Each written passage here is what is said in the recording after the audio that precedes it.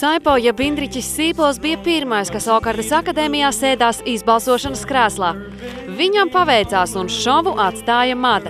Vienīgais ģimenes cilvēks projektā. Viņš dienu no dienas ilgojās pēc draudzenes sievas un meitiņas.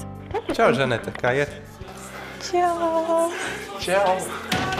Čau! Un tu nevari, un paveici citu parādās, vai ne? Tas īsti man. Tētis. Žaneti. Eicinās, viņi man nepazīst. Pazīsti mani? Tētis. Nodzīšu bārdiņu, tad pazīst. Ārpus nodarbībām un ēdienreizēm Saipo visbiežāk bija sastopams savā stūrītī. Let's go back to the day. Well, let's go back to the day. Nedēļām ilgi pārējie dalībnieki sprieda, ka Saipo beidzot pienācis laiks atvērties. Un tikai 1. aprīlī viņš uz brīdi parāda zobiņus, kad jāiejūtas Mareka lomā. Tiksim šodien ārā, vai mums jāraksta ir iesniegums? Nu, Marek, kā ir? Normāli būs tā? Normāli būs, Vitoļ. Normāli, Vitoļ, mēs tačku beigās būs bomba. Pašam Saipo izaicinājums bija Ujā, Nikni Vilki un Zilais valis, bet citos koncertos viņš pieturējās pie Milnieka tēla. Līdz visu beidzot arī dzīves svarīgāko mirkli uzticēja kamerām.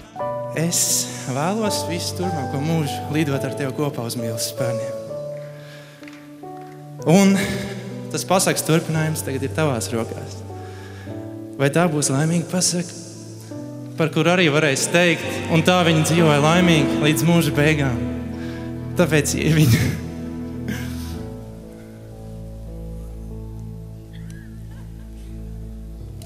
Vai tu lidos ar mani kopā līdz mūža galam? Pirms tam viņš pielika visas pūles, lai Ieva tomēr ierastos uz koncertu.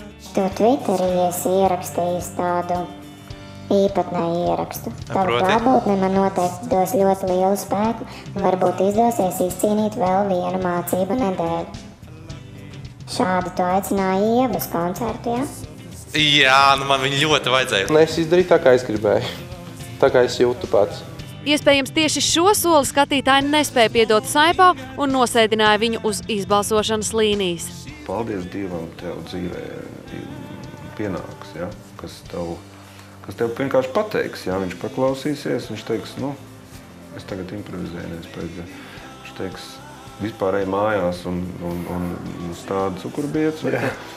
Vai viņš teiks, beidz te muļķoties, tev jāiet tur uz akadēmiju vai kur, ja? Uz mūzikas akadēmiju. Ja? Tā kā es domāju, ka tāds cilvēks parādīsies, ja?